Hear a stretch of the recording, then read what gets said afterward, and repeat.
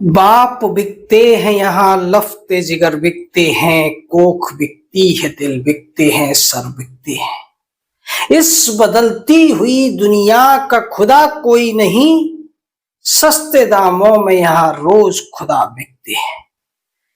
नमस्कार, मैं जनवक्ता श्री ओम गौतम। और हमारे देश की जो ज्यूडिशरी है उसमें पैसे का कितना प्रभाव है, एक बार फिर से खुलकर सामने आ गया है।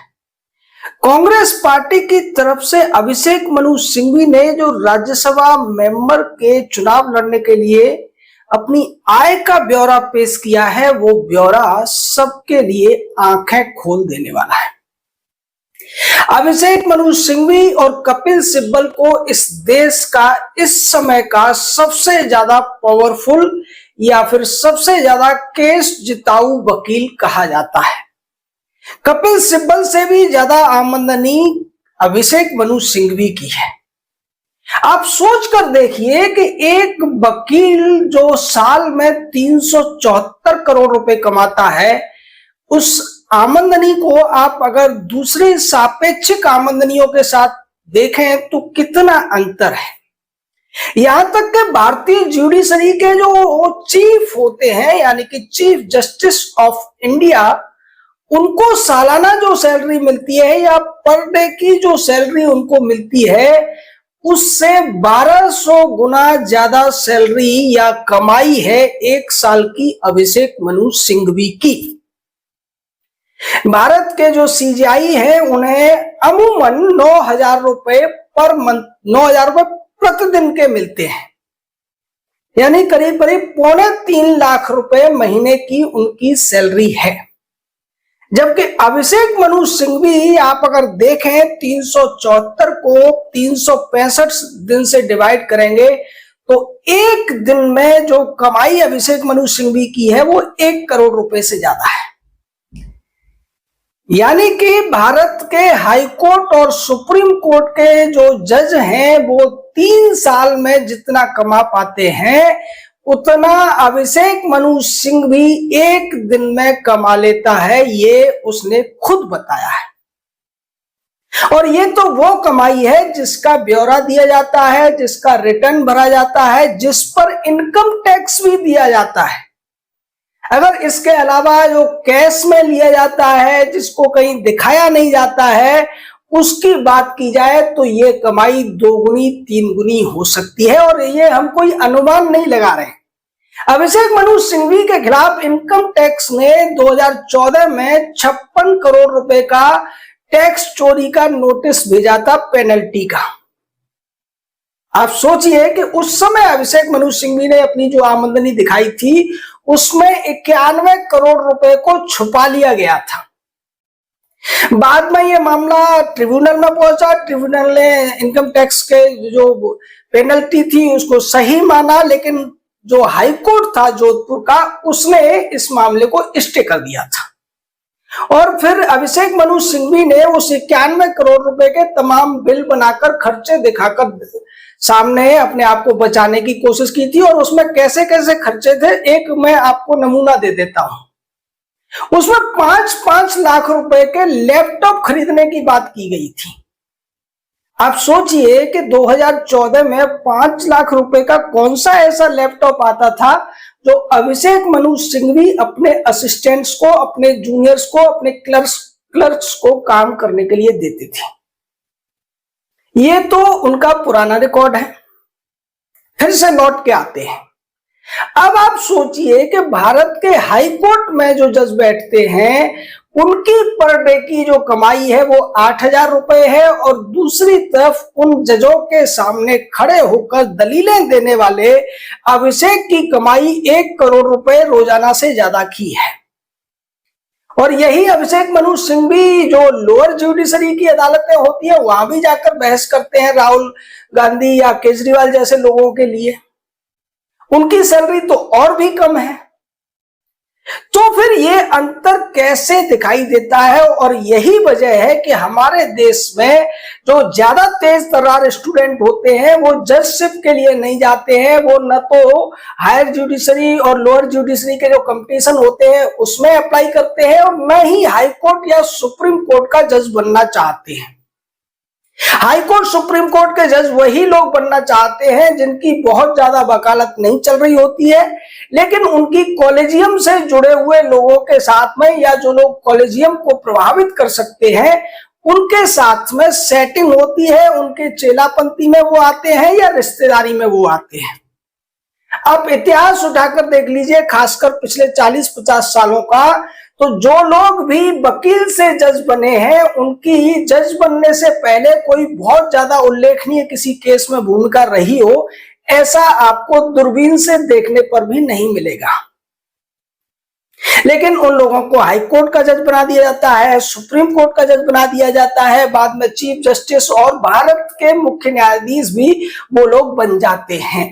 दूसरी तरफ सिब्बल सिंघवी जैसे या दुष्यंत दबे जैसे या मुकुल रोहतगी टाइप के जो जज होते हैं, ये जो वकील होते हैं, वो इतना ज्यादा पैसा कैसे कमाते हैं, इसको जनता को सोचने की जरूरत है, क्योंकि सरकार तो इस पर कुछ कर नहीं सकती। सरकार कोई कानून बनाएगी तो सुप्रीम कोर्ट तो उसको खारिज कर देगा।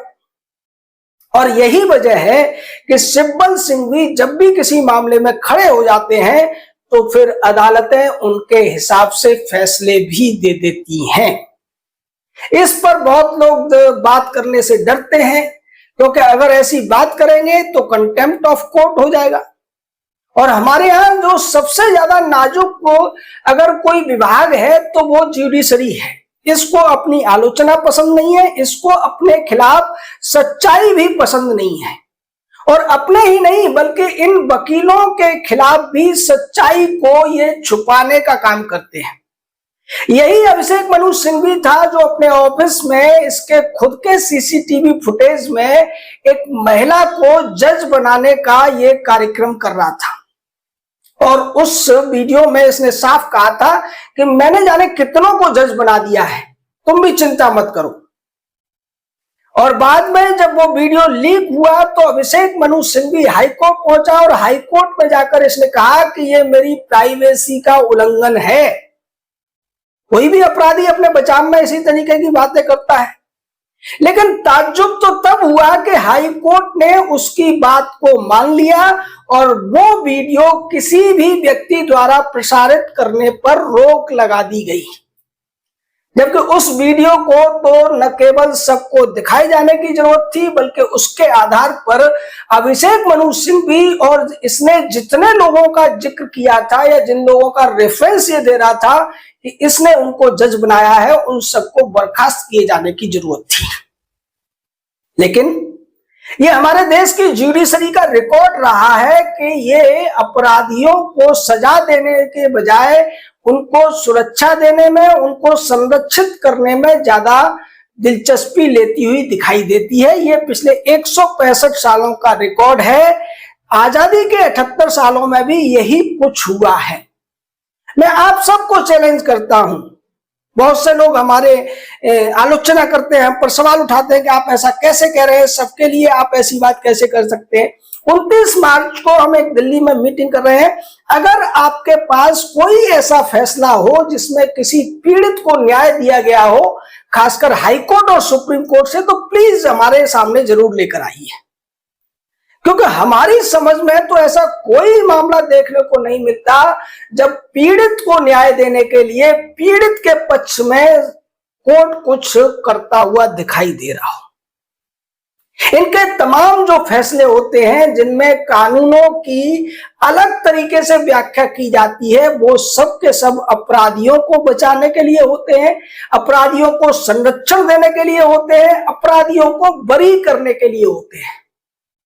ताजा उदाहरण तो राउज एवेन्यू कोर्ट का ही है, जहां पर तमाम प्रोसीजर को ताक पर रखते हुए वहां के स्पेशल जज ने अरविंद केजरीवाल को और उसकी गैंग के 22 साथियों को जिस तरीके से डिस्चार्ज कर दिया, वो सवालों के घेरे में। हाईकोर्ट ने हालांकि उस पर रोक लगा दी है और अब ये मामला हाईकोर्ट में चलेगा। ये पूरी जुडिशरी का यही हाल है। लेकिन सबसे बड़ा ताज्जुब तो ये है कि देश के लोगों की सबसे बड़ी समस्या, जो सबसे बड़ा फंडामेंटल राइट जिसका उल्लंघन हो रहा है, वो है न्याय पाने का अधिकार। लेकिन उस पर पिछले 78 सालों में बहुत ज्यादा बात न तो हुई है, न होती हुई दिखाई दे रही है, और इसी वजह से ये बदस्तूर चल रहा है।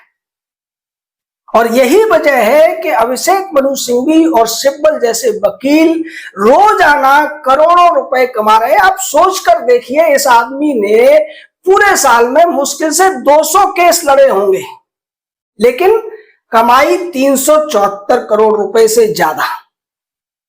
ऐसा क्या है अभिषेक मनु सिंघवी की बातों में? क्या अभिषेक मनु सिंघवी ने कानून को सभी लोगों से ज्यादा अलग तरीके से पढ़ा है? ऐसा तो नहीं हो सकता। न कपिल सिब्बल ने बहुत ज्यादा अच्छी तरीके से या बहुत ज्यादा सुपर कंप्यूटर की तरह से तो ये लोग कानून की व्याख्या नहीं करते हैं। और जब ये लोग बहस कर रहे होते हैं, तब अगर आप इन्हें देख लेंगे तो आप अपना सर पीट लेंगे कि ये लोग कुछ भी तार्किक बात नहीं कर रहे होते हैं, लेकिन फैसले इन्हीं के पक्ष में आ जाते हैं। जब केजरीवाल को लेकर सुप्रीम कोर्ट लगातार सुनवाई कर रहा था, तब की अगर आप दलीलें अभिषेक मनु सिंघवी की सुनेंगे तो आप कहेंगे कि ये तो बेकार के कुतर्क हैं। वहां मनी ट्रेल की बात की जा रही थी, चवन्नी की बात की जा रही थी, तमाम तरीके की बहानेबाजी की जा रही थी, लेकिन तथ्यों की बात नहीं की जा रही थी। उसके बावजूद सुप्रीम कोर्ट से अरविंद केजरीवाल को राहत मिली। उसी तरीके से राहुल गांधी के केस में भी अभिषेक मनु के जो तर्क हैं वो भी बहुत ज्यादा एक्स्ट्रा ऑर्डिनरी नहीं है। ऐसा कुछ भी नहीं है जिन्हें कोई साधारण या दूसरा वकील नहीं कह सकता था, लेकिन वो वकील ऐसा कहने के लिए हिम्मत जुटाएगा क्योंकि उसे भी पता है कि इन तर्कों में कोई दम नहीं है। लेकिन उन्हीं बातों को जब सिब्बल और सिंघवी कोर्ट में रखते हैं तो उन बातों में बहुत ज्यादा वजन पैदा हो जाता है, और उसी वजन का नतीजा है कि इन लोगों की जो कमाई है भारत के सुप्रीम कोर्ट और हाई कोर्ट के जजों की कमाई से प्रतिदिन में 1200 गुना ज्यादा है। प्रधानमंत्री, राष्ट्रपति भी उतना नहीं कमाते हैं। देश में केवल कुछ उद्योगपति हो सकते हैं जिनकी कमाई 1 करोड़ रुपए से ज्यादा हो सकती है, लेकिन वकीलों की कमाई ऐसी है तो आप समझ लीजिए कि इस दाल में बहुत कुछ काला है। और समस्या यह है कि इस काले को सफेद करने की न तो कोई कोशिश होती है, न कोई प्रयास होता है, और अगर कोई आदमी इस पर बोलता भी है तो उसको भी लोग बहुत ज्यादा तवज्जो नहीं देते हैं। अब देखिए, क्रिकेट पर करोड़ों लोगों का हल्ला होता है, करोड़ों लोग मैच को देखते हैं। उसी तरीके से फिल्मों के पीछे लोग पागल हो जाते हैं। तमाम दूसरे लोग जो नारे कर देते हैं, नारे दे देते हैं, उनके पीछे लोग भागने लगते हैं। बेसिर पैर की बातों को सुनने के लिए, उन पर समय खर्च करने के लिए लोग हमेशा तैयार रहते हैं, लेकिन तर्क की बात, उनके जीवन से जुड़ी हुई, उनके अधिकारों से जुड़ी हुई बात अगर कोई करता भी है तो उसको सुनने के लिए लोगों के पास समय नहीं है। दूसरी तरफ जो राज्य का धर्म होता है, जिसे राजधर्म कहते हैं, या फिर ड्यूटी ऑफ द सरकार होती है, एग्जीक्यूटिव होती है, उसमें भी सबसे पहला जो कर्तव्य है वो यही है कि अपराधियों को दंडित करने की व्यवस्था सरकार करे। लेकिन उस मामले में पूरा के पूरे सरकार के तीनों अंग लगभग फेल होते हुए दिखाई दे रहे हैं। एग्जीक्यूटिव इस मामले में सिर्फ और सिर्फ प्रशासन को चला सकती है या संसद में कानून बना सकती है विधायिका के तौर पर उन कानूनों के आधार पर दंड देने की जिम्मेदारी जिस अंग की है, जिस विभाग की है, वो अगर दंड नहीं देगा तो आप कितने भी सख्त कानून बना लीजिए, किसी भी अपराधी को सजा नहीं हो सकती है, और इसी तरीके से न्याय का मजाक बनता रहेगा। अभिषेक मनु सिंघवी, कपिल सिब्बल जैसे वकील इसी तरीके से मोटी रकम सालाना तौर पर कमाते रहेंगे। इसके पीछे बहुत बड़ा खेल है। ये रकम उनको उनकी दलीलों के लिए नहीं बल्कि ज्यूडिशरी में जो उनका प्रभाव है उसके लिए मिलती है। वो जब चाहे जैसे चाहे किसी भी कोर्ट में घुस जाते हैं, अपने केस की सुनवाई करा लेते हैं, जबकि भारत के आम नागरिकों के केसेस की सुनवाई सुप्रीम कोर्ट और हाई कोर्ट में 10-10 साल, 20-20 साल, 30-30 साल और 40-40 साल भी नंबर नहीं आता है। आता है तो मुश्किल से 1.5 मिनट की भी सुनवाई नहीं होती है। एकदम से केस को या तो डिसमिस कर दिया जाता है या उन्हें नई तारीख दे दी जाती है। लेकिन सिब्बल सिंह भी जब भी किसी मामले को लेकर पहुंच जाते हैं, उस पर सारे मामलों को साइड में रखकर सुनवाई होती है और जैसा वो चाहते हैं लगभग वैसे ही फैसले लेने में कामयाब भी हो जाते हैं। यही वजह है कि इन लोगों को इतनी मोटी रकम फीस के तौर पर मिलती है। ये तो घोषित रकम है, उसके अलावा क्या मिलता है ये तो रहस्य है। या तो ये वकील जानते हैं या फिर इनके वकीलों से जुड़े हुए लोग जानते हैं। और जैसा जस्टिस ढींगरा ने कहा भी था कि बेंच बनने के साथ ही ये तय हो जाता है कि केस किस दिशा में जाएगा।